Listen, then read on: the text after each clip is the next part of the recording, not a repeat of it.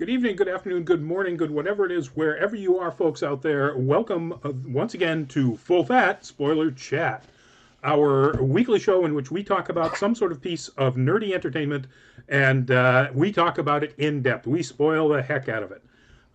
And so tonight's topic is going to be Infinity Train, the, I think, Cartoon Network first, then HBOMax series made by Cartoon Network Studios well, we'll get into what it's all about.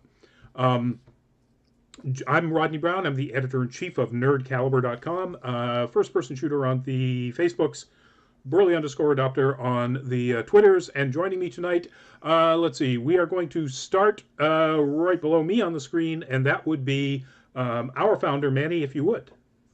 Hello, this is Manny Ortiz, and I'm the founder and video editor of Nerd Caliber, and welcome to our show. Awesome. And we'll go right across. Can you speak now, Byron? Yeah, well Okay. enough. How you guys doing? Byron McNeil, aka Byron D0. I do a bunch of different stuff on the interwebs, and for Nerd Caliber, contributing writer. I do video content every now and again, which I want to make more of. Not just for Nerd Caliber, all over. Also an artist, which, since I do so much stuff now, I've created a link tree. So you want to go to linktr.ee/Byron D0 to see all my stuff. Cool, cool. And rounding out our group tonight, Ashley, if you would. Hello, everyone. My name is Ashley Lauren Rogers. I'm a playwright based out of New York City. And yeah, I also have a podcast. I have two podcasts, the big one being the Is It Transphobic podcast, as well as the Right to Play podcast. And finally, I also have a stage combat oriented show that I do that we've had to figure out how to make work during times of self-isolation. And I think we've been doing a pretty good job. We're live streaming a new episode, the December one, a Riarchy Carol, as well as the rematch of Primetime Mime Time, where two mimes duked it out. Triple Sh was the victor last time. We'll see if Charlie Slappin can get a victory over them. And that'll be December 21st on Twitch. Ooh. Awesome. So if you're not doing anything on Christmas Eve, or even if you are doing something on Christmas Eve, carve out that time. Well, December 21st, but yes. Oh, I thought you said December 24th. My bad. Bad hearing. December 21st. So I'm sure that's some sort of international holiday. Anyway, joining us in the chats already, let's see, we got Eilish Rain. Pardon me. Now I've got to be the one to do the... Try to clear my throat out here. Welcome to the show. I am Exhala. Welcome to the show. Yvette Simone's Cruz. Hi, how are you guys doing today? Pardon me again. It's not the Rona. It really isn't. It's probably the extra spicy... can't remember the name of the jambalaya rice I had. Jose Mendez, welcome to the show. Pardon me again, and that's it. So far, we don't have anybody on the Twitches, and so folks on Facebook, sorry about this, but Facebook is having trouble showing the video. It's running perfectly on everything else, and it was running fine just a few minutes ago, so... apparently the only solution would be to end the live video, and then I don't know that I can necessarily start it back up again. So I'm going to just leave it as is and hope that it comes back. But, so as I said, tonight's show is about Infinity Train. Usually I open these things up with an explanation of where it came from. Not much to say. It's a wholly original project. It did come from the mind of Owen Dennis, who's the creator of the show. And what we know about him is that he was also a regular writer on the regular show. And that's about it. Doesn't have a whole lot of extra stuff in his background. But it does kind of explain the nature of the humor. I'd like to add that it started out as a short for like various Cartoon Network pilots. Yep. And it gained such a huge cult following that it was a given that it was going to become some sort of serialized project for Cartoon Network. And I don't know if Cartoon Network deliberately did this or somebody else did it, but it also wound up as that short on YouTube, and that's where it got like an awful lot of exposure for growing its audience. It is a short form series. Episodes run anywhere from 8 to 12 minutes. They generally tend more toward 12. 10 episodes per season. There have been 3 seasons so far. And it is a animated comedy drama, science fiction, or sort of weird speculative fiction, in which there's this train that every car, and their cars are enormous, contains within it a separate type of place or world. And the people who are passengers on the train have to basically figure things out. I don't know why it's a spoiler show. I don't know why I'm beating around the bush. They basically have to learn. It's Limbo. Yeah. They basically have to learn things about themselves and sort of become aware of their problems, and then they can get off the train. I tell you, I was so excited and surprised to see Captain America, the Incredible Hulk, the Guardians of the Galaxy all come together to fight Thanos finally. Wrong Infinity. That was Infinity War. Oh, I'm so sorry. All of everything I have is going to be about Infinity War, though. So I'm sorry. No, I really love Infinity Train. All right. Well, let's start, Ashley. Since you're on board with this and you're talking, let's start with what we really like about it. And if there is anything we don't like about it, let's go with what we don't like about it. Fire away. Yeah, so for me, what I love about this is very much like a lot of cartoons that are coming out these days.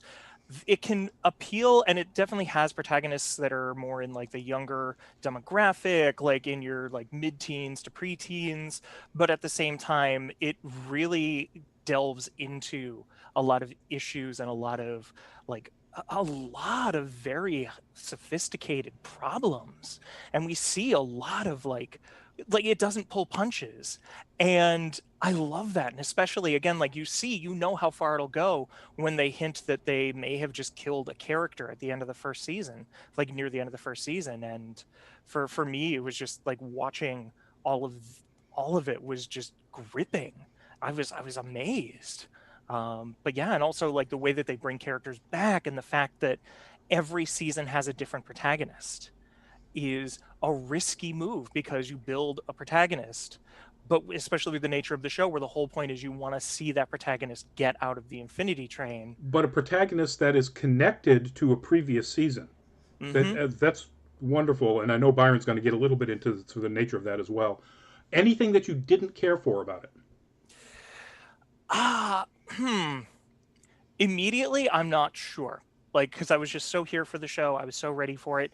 There wasn't anything that was necessarily there that I said, no, that doesn't need to be there. I will say some seasons I thought I was more invested in than others, and some episodes I was more invested in than others. But at the same time, again, by the end of that season, if I didn't like where it was going, or I didn't like honestly, I thought it was a very risky move, the very end of the third season, to have the foil male character. I can't remember names, so don't at me. But the one who really like lived and died by the mentality that they were going by, to finally Simon, to essentially become this all-powerful being and essentially hint that he's dead, is really like a lot of the show has very much been how do we acknowledge life, and how do we say like people are not irredeemable, but I don't know, like it's still, even then, like it still gives me that idea that maybe there are some people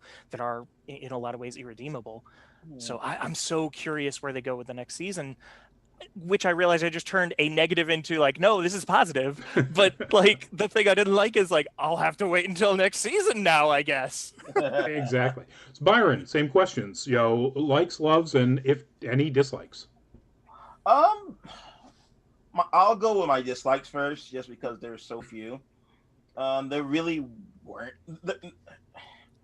I would say that like my it was a lot. It was a dislike that evolved into a like for me, where the personalities of certain characters were introduced, and they somehow grew on me. So again, so there were very few because it's such an immaculate story in my opinion. You have some really fascinating characters who start off as some of the most obnoxious and deplorable people that you can imagine, and then they develop like as good writing should do. Have characters grow, have them become something, have them learn, which is something that I feel isn't done as well as it should be especially in animation. Like even in chapter 2 with Jesse, was that the kid's name? Yes. When he was introduced, I was kind of just like, I want to punch you in your happy-go-lucky, super hyper-positive mouth because you were so stupid, and I just don't like you. And then when you find out more about his backstory, I really started to relate to him because he's like me. He's like me, a recovering people pleaser. So fixated on making everyone happy that he forsakes his own values. Mm-hmm. And you know, this is I'm like, this is a kid's show with this layer of nuance, and that's like the thing about the show that really grabbed me. Like, holy crap, this is genius. Visually, I love the character designs, especially like all the antagonistic characters. They're gonna be in my nightmares, especially those two robots. And that tentacle thing. Yeah, the giant cockroach tentacle dog, whatever that thing is. One last thought I want to add is that I said this before the show started, but I haven't seen like lore establishment like this since One Piece, where you have characters where in One Piece you have characters that were introduced 100 chapters or 100 episodes ago that come back and you're just like, ha! You thought I wasn't important, but I am more important than you realize. Ha ha ha! And I got to say that they don't do that. I'll get into this a little too, but they don't do that just as sort of Easter eggs or as fan service, because there are characters I want to come back and have not yet. But then there are others where they do come back. It's because it actually makes sense to the story. Yes. They're following the Chekhov's gun rule. Exactly. Well, yeah, pretty much. Just before we get into your takes on this, Manny, I want to welcome Kimberly Tipton. Welcome to the chat, and Waifu Pennywise. Welcome back. As I say, whenever new people drop in, we're spoiling the hell out of Infinity Train, like Infinity War chat train. Yeah. And if you have not seen this series and you don't want to have it spoiled, then I would bid you adieu. Otherwise, hang in there and ask us all sorts of questions. What are you doing here? Yeah, what are you doing here? You can always come back. Exactly. Yeah. Manny, same questions. Takes on likes, dislikes. When I first started watching the show and the show I was getting into, I remember seeing like a 5-second trailer, and I started watching this after Lovecraft Country wrapped up. And I don't know what made me decide just to click on this and just try it out, but I'm so glad I did. It is everything I ever want to see in a show. I love Alice in Wonderland. I love the horror mystery aspects of Doctor Who, and this is a perfect combination of both of them. It's not, because to me it's not just about the wonderness and the weirdness of this setting, but it's a great exploration of character development. There's so much growth going on with these characters, and they deal with a lot of trauma and issues that they dealt with, and that they dealt with either because of their family history or anything like that. Yeah, this was it's a tremendous show, and when it first season ended, and they're going to start it over again. I wasn't sure where they're going to go with it because the first season was perfect. I was worried they're going to add more to Tulip's story, but no, they concentrated on MT, or Mirror Tulip, and that was a great story. And then when that ended, it was like, okay, where's this going to go next? And they went into Grace and Simon, and that also was a wonderful story. I mean, you got these two characters. Well, Grace, I should say. Grace, who I despised at the beginning. I despised in season 2 and despised at the beginning of season 3. But seeing her grow and me going from like hating her to like rooting for her at the end was to me a great work of art. Can I jump in for a second on that? I was gonna say with Grace and Simon, I definitely concur on that. I found the dynamic with Simon himself to be fascinating too, where it's like you feel he's like, to put it in psychology terms, he was like that client that's on the cusp of a breakthrough, but then he just doubles back. Yeah, like that's good. That's good villain writing right there. Yep. Yeah, and although I am sort of sad that he died at the end of season 3. In a way, I was totally understanding because he did it to himself. And to me, I think if they would have tried saving him at the end, I think I would have been a little upset. You know, I felt like it fit well with the story. You know, you pay for your choices. Yeah, and sometimes in real life, people can't be saved. Yep. Well, so, I'm also curious if in future seasons, not to speculate too much, but I'm curious if he shows up in future seasons, if there's some sort of something that says like, he made this choice and he, by the end, he died by the sword. But also, at the same time, but yeah, like I'm curious because this show, very much kind of like you were saying, Manny, it had such a perfect first season. I have no idea where it's going to go. I felt the same way with The Good Place.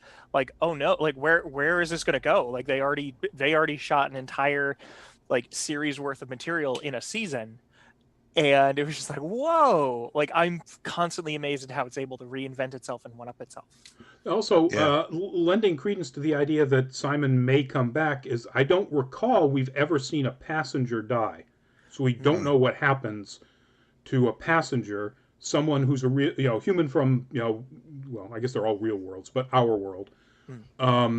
So we don't know what's, they could write anything around that. Manny, I don't think we've gotten to your dislikes, have we? I'll be honest with you. I don't have any dislikes. I thought this show is really, really good. If there's anything I dislike about it, I dislike how Cartoon Network is not marketing this more strongly. I am upset with Cartoon Network that they may not do a season 4. Because looks like they fired most of the staff recently, and with COVID and everything, the creators thinking it may not come back, So that to me is upsetting, But the show itself, without sidetracking too much, that's my little rib on Cartoon Network. Can I add to that too, Manny? Yeah, go ahead. Yeah, I was gonna say we all know how the animation industry rolls when it comes to that kind of stuff. It's like it's a business first and foremost, and as brilliant as the show is, it's not. It's not the kind of show that's going to make Cartoon Network lots of money, which is and it's upsetting because I look at Rick and Morty, and Rick and Morty's a great show, but Infinity Train, I feel that I could share with people, and I think people will get something out of Rick and Morty is just for laughs, in my opinion. You see they make fun of pop culture, make fun of each other, blah blah blah blah. But Infinity Train, I feel like I can show this to children, and I mean I would love to have seen something like this growing up. Something that teaches you that some of the negative experiences you're going through can be resolved. It just feels very wholesome. Yeah. So I'm going to start with the only, and it's kind of not even a dislike. I mean, it's just, at the end of season 3, it seems like they started playing a little fast and loose with the change of numbers. Grace, from what she had done to, beings on the train, her numbers were enormously high, and her redemption was too easy.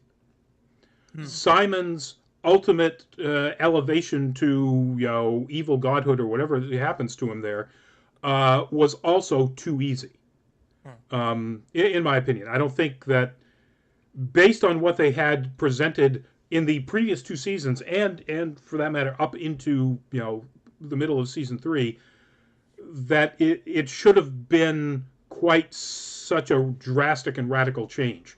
When you've got Amelia, who's been wandering around now for years trying to fix her mistakes, with the understanding that those numbers will probably never drop enough for her to ever get off. It just seemed too facile for the plot. Make it something to make the plot happen, as opposed to logically where it has been presented in other parts. The only reason I don't completely agree is just because I feel like also with Amelia, so much of what they seem to be going for is her still having to unlearn a lot, and still having done so much that it's still stuck in her. And with that, I almost feel like with Grace, it's more of an internal thing as opposed to just external. Like, what good are you doing? Kind of like we were talking about with The Good Place. Like, The Good Place is very much all about those metrics, but with this, it almost feels like a personal journey more than just a specifically how can you prove that you're doing good things journey. So in that, I kind of see how the numbers could move, but I do agree with you. I could see how it looks like they're kind of playing fast and loose with those numbers. Go ahead, Byron. I was also going to say that I think in the case of Grace, it was a lot of learned behavior. As you see in her flashback, a lot of those negative and toxic traits that she had, she learned at an early age, and you could tell the way she interacted with the denizens that she was projecting those lessons onto them. Do you see a person? Wink, wink. Yeah. That was classic. That was a classic Mean Girl move right there. Yeah. And you seen her flashback with the other ballerinas. She was doing the same thing with them, just pitting people against each other for her amusement. And she got that from the pettiness of her parents. So it took someone teaching her a better way to get her in order to, and because of her age and because those behaviors were learned. Yeah, no, I get it. Yes, and all of those were presented as in all the various characters or the passengers who had to learn and grow. That's sort of all of their arcs, are like that. Whatever the proximate cause of it was. We really don't know why Jesse was just such a people pleaser that he would essentially hurt his brother. But I'm hearing what you're saying, Rodney. Perhaps with the 3rd season, especially since Grace started out as such a despicable character, right? Maybe they need to be a little bit longer. Yeah. Each season's there's 10 episodes each season, but each episode is about 10 minutes. So there's only so much storytelling in that season you can do. Especially, and Grace is probably, in my opinion, probably the most complicated of the main characters of that show. Yeah, I would agree. So I'm going to start with my likes with something that nobody has brought up, and I'm kind of shocked at this, is the voice cast in this thing is absolutely freaking amazing. And before I continue with that, Shield Cat, welcome to the show. Shield Cat, we're spoiling the heck out of Infinity Train. If you haven't seen this animated series and you don't want it spoiled, I would jump off if I were you. But otherwise, hang in there and we'll talk about it. And if you got any questions, throw them at us. They definitely have some really good voice actors. Well, just like you had mentioned Agent Mace, who had been killed. So that is, and we sort of talked about him earlier during the live stream of the Disney Plus, that's Ben Mendelsohn. Oh, Ben freaking Mendelsohn, and Bradley Whitford was Agent Sid. Bradley Whitford, Get Out. Amazing. Reese Darby as Randall, or all the various Randalls. I mean, one of the funniest New Zealanders you've ever heard. Oh, I love him. He is amazing. Lena Headey was Amelia. That explains a lot. Oh, yeah. I mean, we're talking award-winning live-action actors in many cases, and just outstanding people. This blew my mind. Marcel. Yeah, Rodney, I also wanted to mention like some of the some of the champs of the industry were in some of these episodes too, like Ashley Johnson. Yep. Yeah. As Tulip. Yeah, and MT. And MT. You know, she got her chops in shows like Recess. Yep. And Robbie Draymond as Jesse. I looked up his IMDb. Holy crap. Yes, he's the current Spider-Man, Yep. Tuxedo Mask, bunch of other stuff too. Yeah, Kate. Going back to live action, Kate Mulgrew as the cat. Absolutely perfect. I could watch her read the phone book. Honestly, I could watch her do it. Just give Kate Mulgrew all the weird characters, and she will just. What was Grace? I love her. Grace was Kirby Howell Baptiste, and Kirby Howell for Grace. Yeah. I don't know her or their. I'm going to go with her background. I don't remember reading a whole. I don't think they've done a whole lot of work, but excellent work. What was the one that blew my mind? So Marcel the Cloud. That was Wayne Knight.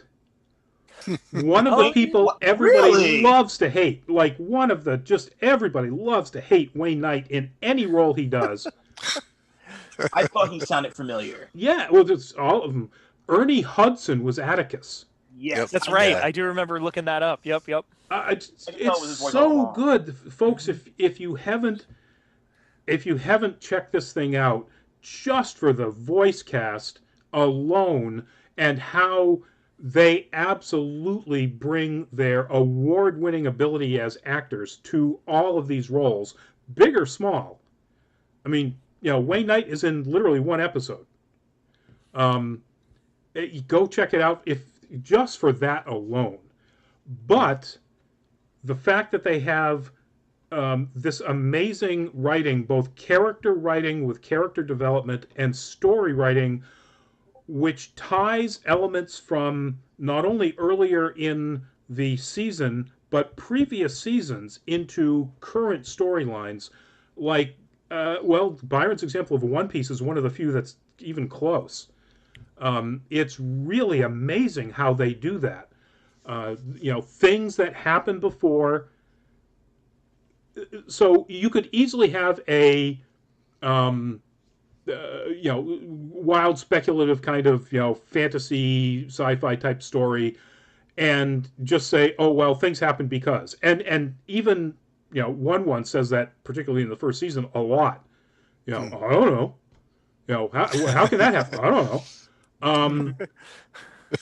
But and they continue with that to some extent, which is fine because the fantasy stuff doesn't necessarily need to be explained. But if they use it accurately throughout the rest of all 3 seasons, and they take the implications of the world that they've created in the first season, and the second season explores that, with MT.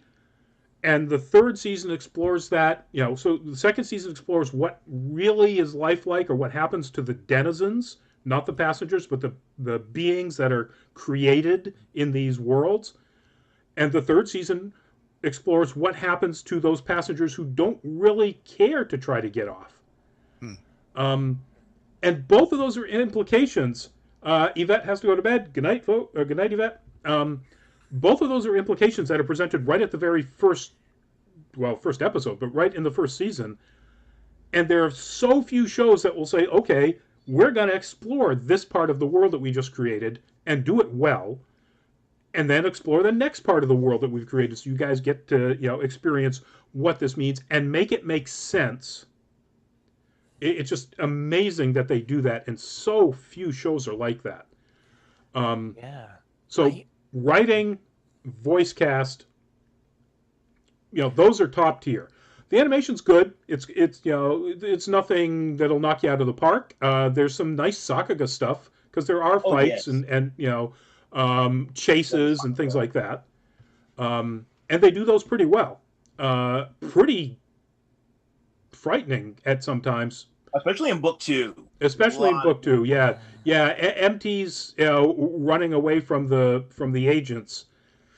Those agents are, I kept kind of getting swept up in Ben Mendelsohn's voice, so I was just like, please keep Ben Mendelsohn around, do whatever you know. So he wasn't, he wasn't that frightening to me, but what they were doing was, yeah, very scary.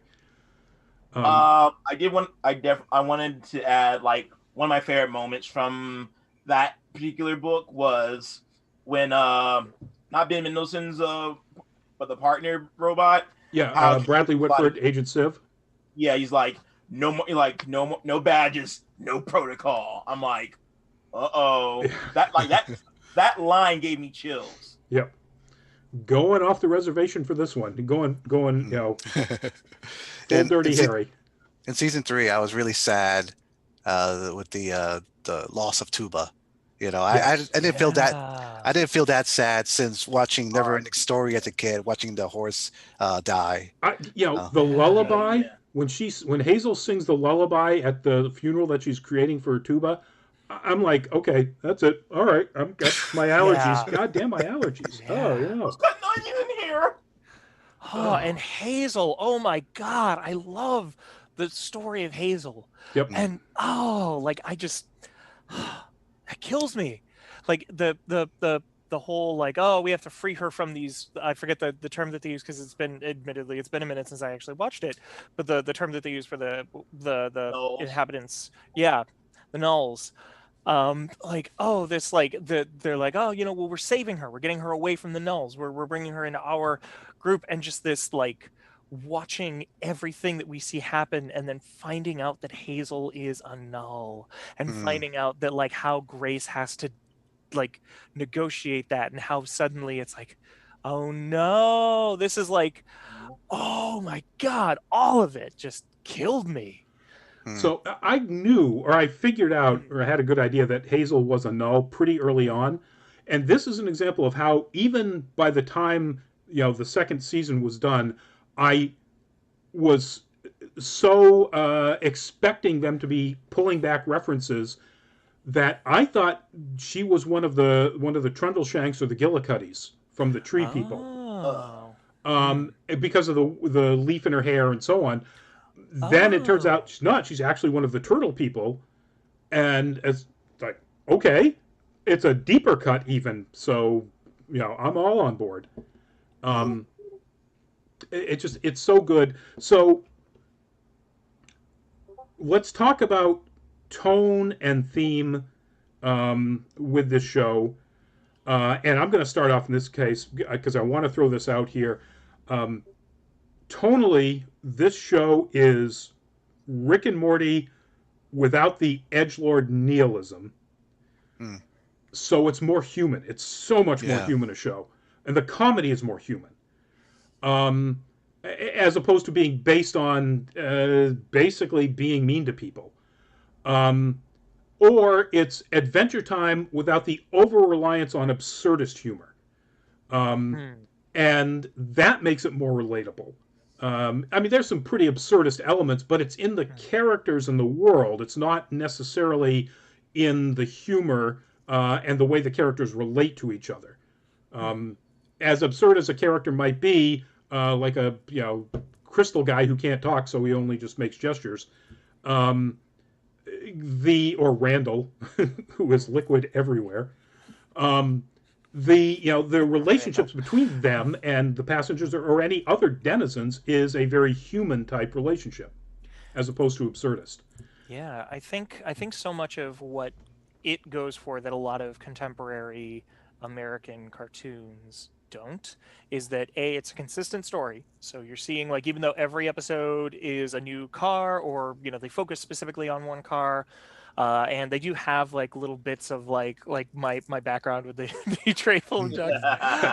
But, like, at the same time, so much of it is that consistent story and that like pushing forward, and you don't get that from Rick and Morty. You don't even really get that from Adventure Time. You get that sometimes, but so much of like the Adventure Time story is, oh hey, mathematics, what's up, Jake? And Yep. A mathematician. yeah. Yeah. So like with something like this, it's just it's so, I almost like, I'm trying to think of what it also would like, what a comp would be, and it's definitely in those, it's definitely in that vein, but like there's something about it that's just so much more mature without necessarily losing the childhood wonder and the childhood intrigue that a lot of those shows tap into, like a Steven Universe, or like Yep. or like a lot of these other things, like Owl House is right now. But it's also got this darkness that is there and is worrisome, and you have to worry constantly when you don't know what the answers are, because these people are trying to find the answers themselves, and it puts you as the watcher, as the viewer, in their position of trying to solve the mystery of what is happening and what actual danger is there for them. Yeah, I one of the overarching themes of this, of this series is it questions what it really means to be human in a lot of its narrative, like especially in book 3, where you have this whole lot where you have Grace learning like maybe they aren't just toys, maybe they do actually, maybe their existence is valid. And because you see from her background that she has no problem dehumanizing humans, and it really, and you have like sort of a reverse thing going on with Simon, who at one point he was a lot more trusting, he was innocent, and having been burnt so many times, he just lost all faith in him. He lost faith in the world. Yep. And you see that with what he becomes at the end of that book. Yeah, I would. So I would say that this is again one of the examples, the great examples of writing. You would think that the question of what does it mean to be human and what are the denizens, what is the relationship of the denizens to humanity, or to being sentient, separate individual beings that need human respect, it was settled with MT's storyline. Because that's basically what her entire storyline is about. Yeah, it was. And then they go and say, well, you know what? There's probably a whole bunch of passengers who don't feel that way. And then we get Grace and Simon's story. It's like, wow. Yeah. Shield Cat, Rick and Morty is better. In some ways, sure, I laugh way harder at Rick and Morty than I laughed as like laugh out loud to this. But I liked this better from a story construction, from a consistent, from season to season construction, and just from, it's amusing and funny and touching. When Rick and Morty gets touching, I want to, I want to drink heavily.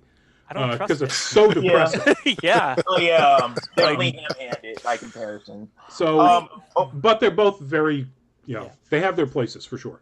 Yeah, they do. I did. What else did I want to say? So yeah, going on with like the construction of the narrative, how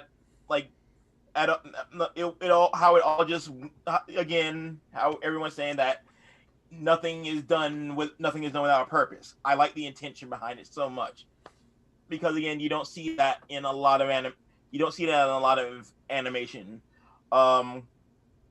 As a diehard shonen fan, you see a lot of wasted opportunities in a lot of those stories.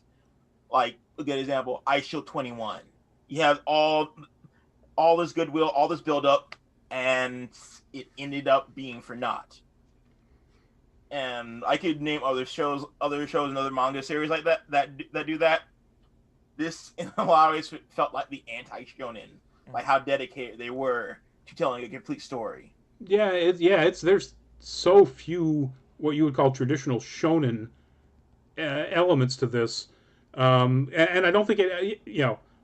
If anything, you would start off as a shoujo because you've got a female lead character in the very instance, her story.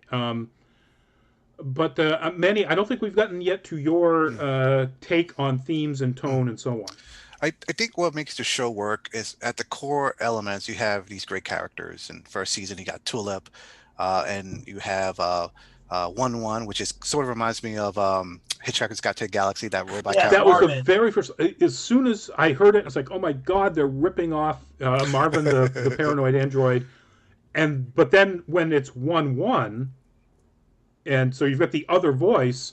So you've Yeah. got Glad, and they call them literally Glad One and Sad One in the IMDb credits. It's like, oh, okay, all right, I get this. This is Here I am, brain the sauce. Yeah. and all. Yeah. And you have Atticus, who's the strong, like moral, kind of like leading the way, helping Tulip get the courage to move on.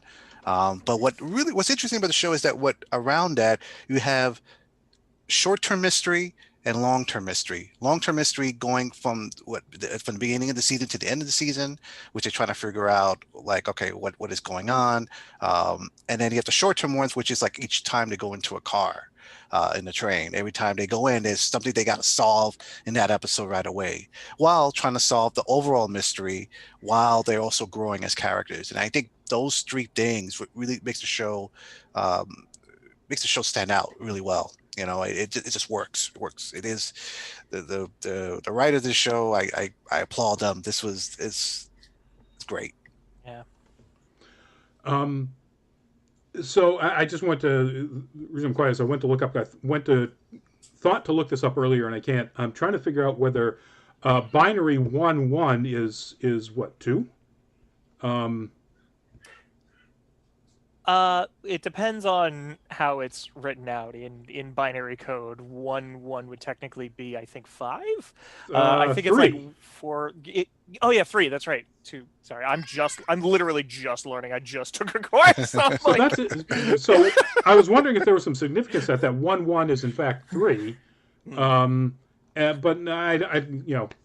when it adds up like that, I don't I can't see anything. So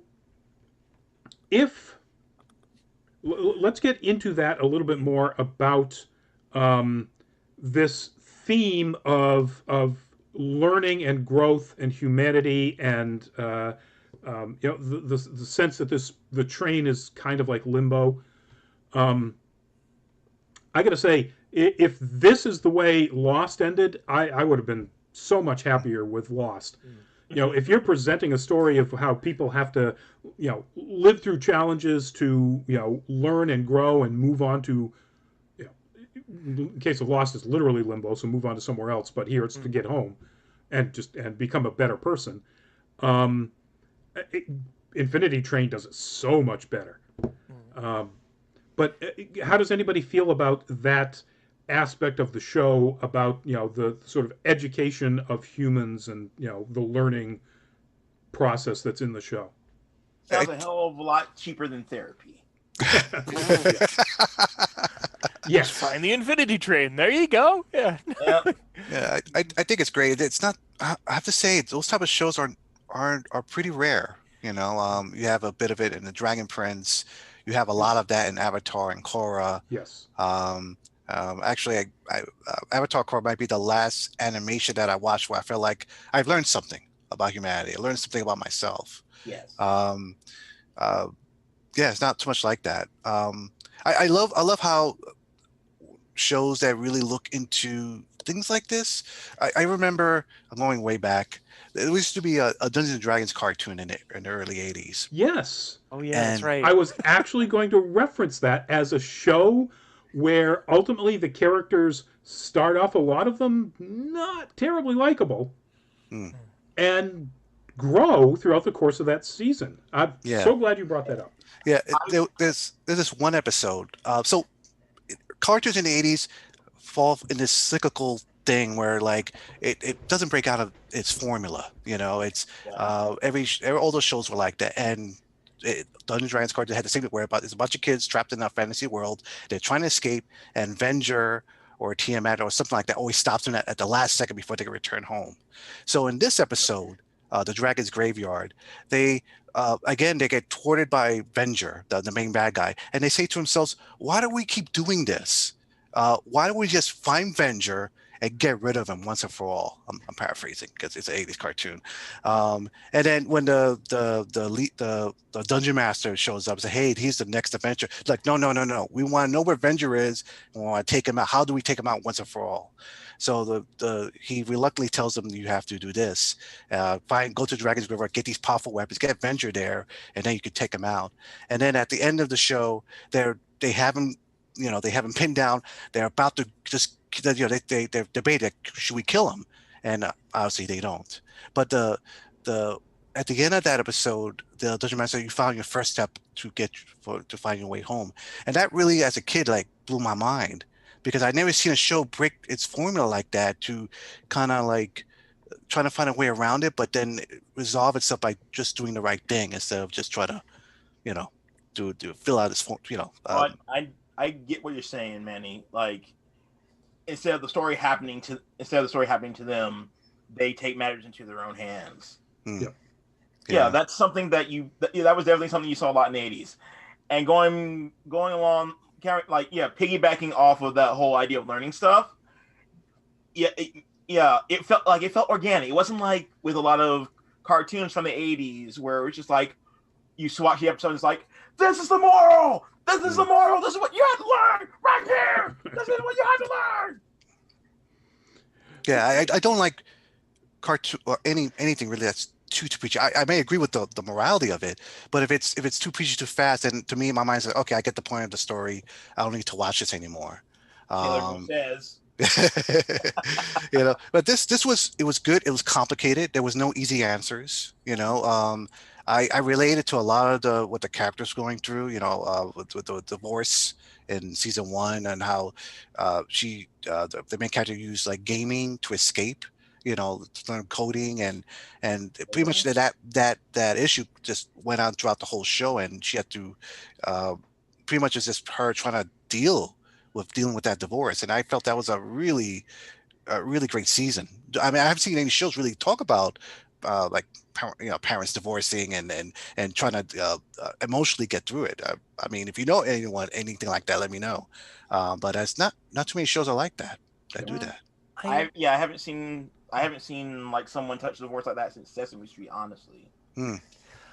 I mean, I just kind of going back to an earlier point, Rodney, you brought up the idea of Lost, and even talking about Rick and Morty, because I know that we set this whole thing up as an attack on if this is better than Rick and Morty. Right. But with those shows, and Dan Harmon is very big on this idea of like the story, the circular structure of the story, where everything has to start in one place, and then by the end it's got to get back to that place so that they can continue where they're at. And that's like a very famous Dan Harmon thing.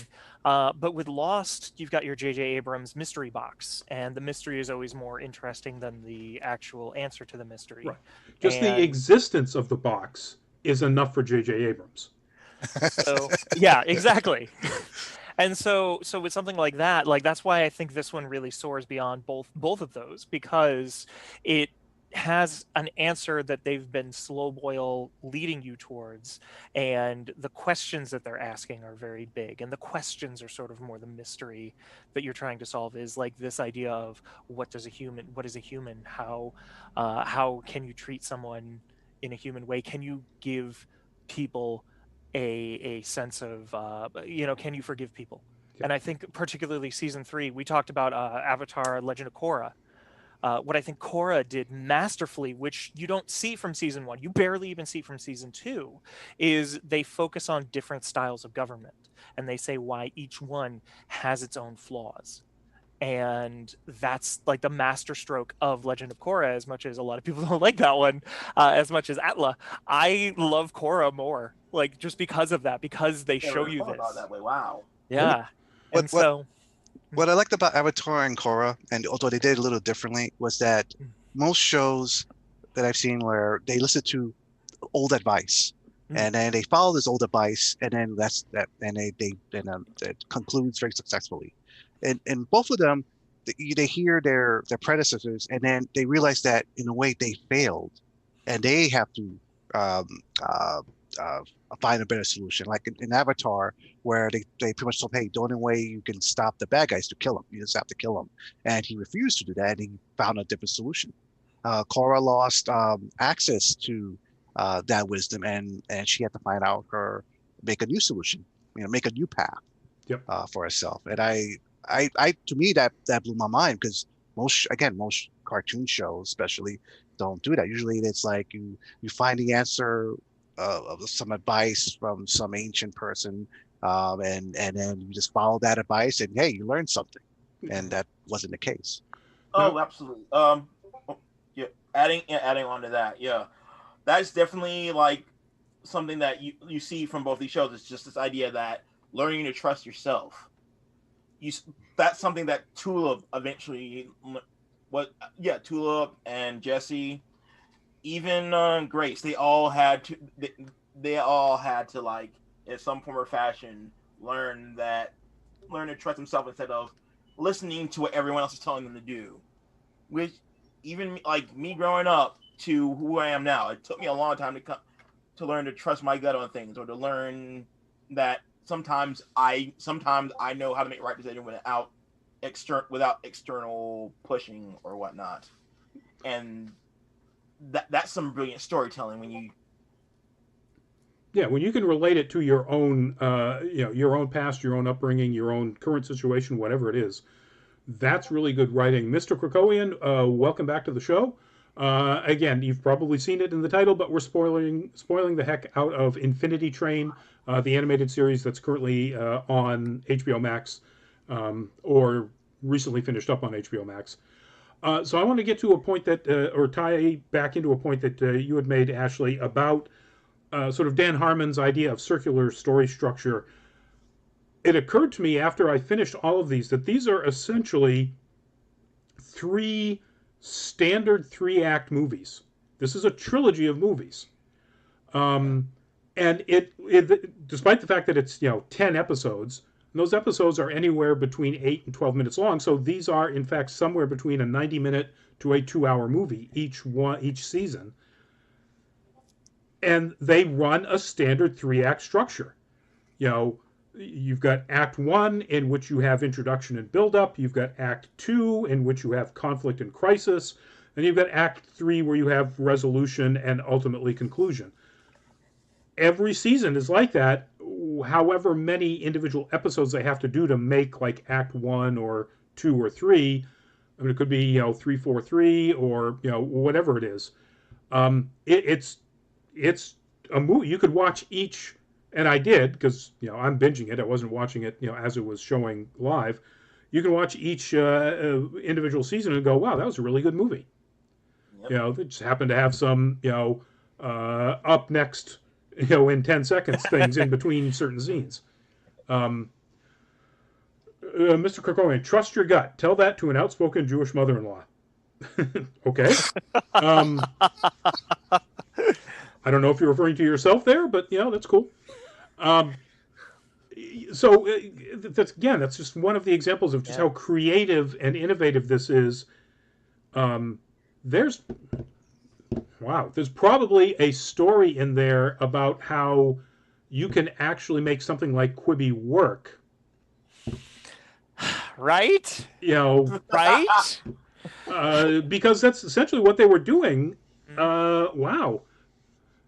Maybe all Quibi needed was an eventual end place so that people could binge it for those people who didn't want to watch it, week to week. Okay, if we're going to go on the Quibi train instead of the Infinity train, let me just say Quibi did not know what it wanted. Quibi thought it knew what it was doing, and it literally was like, oh, you can't watch it on TV. Okay, well, I mean, I'm on my phone while I'm watching TV. Oh, you can't, we're taking a piece that already exists and we're just going to chop it up into 10-minute pieces. That's not what Infinity Train did. Right. If you look at the way that they do it, they may have thought of it like that. They may have storyboarded it like that. But each episode is an episode, even though exactly like you say, it fits that perfect mold of a movie from Act 1 to Act 2 to Act 3. Yep. It's but they specifically knew from the medium they were going to get 10-minute chunks. They're going to get 9 to 10-minute chunks. So they're going to use those 10 minutes and make sure that each one is a beginning, middle, end, so that anyone jumping in could see it and say, yeah, that was satisfying. And I think that's exactly what Quibi failed to do. Correct. And as a general rule, I have to say, so Manny insisted pleasantly, but that I should check this out. And so finally I did, and I'm so glad that you did and that I did, because I am generally not at all a fan of short form entertainment. It's either short form anime, which is all just really, really bad humor or really bad ecchi. If you get a 5 to 10 minute or 12-minute anime, it's one of those two, and generally done horribly. Or it's Teen Titans Go, and please no. Going back to that whole idea about cartoons being a business. Well, yeah, it's true. I mean, it is, and it would be great if we get a season 4. If we don't, these are 3 excellent seasons, 3 movies, however you want to look at them. I can't strongly recommend them enough. So let's wrap that up with recommendation. What do you think you would be the one thing or the 1 or 2 things you would say to somebody to convince them that they should jump on the Infinity Train? If you want to get, if you're a fan of lore, if you're a fan of brilliant storytelling, if you like subtlety in your narrative, then this is the show for you. And nuance, Yep. Anybody else? Yeah, I think for me, it's absolutely nuanced characters, start to finish storytelling, really interesting subversion of genre in a lot of ways. And at least for me and for a lot of the people that I associate with, that 3rd season is a really good look at how people get involved in garbage ideologies, how it permeates through their life, and what it looks like to potentially help someone get out of that garbage ideology. Yep. That is a thing that we haven't even really been able to bring up, but like for me, it was like, oh shoot! Yeah, I never thought about that. Wow, yeah. Third season is an entire season about bigots and about being a cult, being in a cult. Yeah. Manny? Well, marketing likes it when you you take 2 things and compare, use it as comparison. If you love Doctor Who and Alice in Wonderland, then you would love this. Yeah, but honestly, I'm actually telling my family and my friends around here, like, hey, if you want to just watch, if you're looking for something wholesome to watch, that it's also funny and it's great science fiction, definitely check this out. I did have one last thought that I want to share.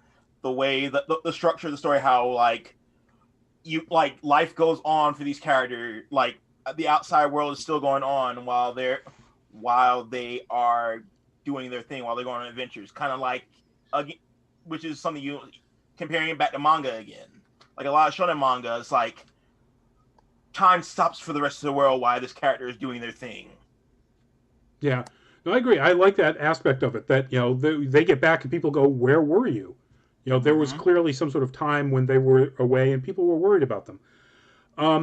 I would say ultimately what I've said all along. It's wonderful writing, both intricate storytelling and great characters, great character development, even unlikable characters that are greatly written, very well written. It's creative as all heck. Rick and Morty doesn't really have any leg up on just how bizarre some of the things that this Owen Dennis comes up with. I no idea where he got some of these ideas, and that voice cast. Just sit there and listen to outstanding actors deliver funny lines for kids and tweens that are as emotionally impactful as anything they ever did, in West Wing or in Star Wars or in Game of Thrones or all of the wonderful things they come from. So that's pretty much it. That's wrapping up our show. We're actually right on an hour at this point, folks. So go back to watching the Game Awards if they're still on. And thank you all for joining us in the chats.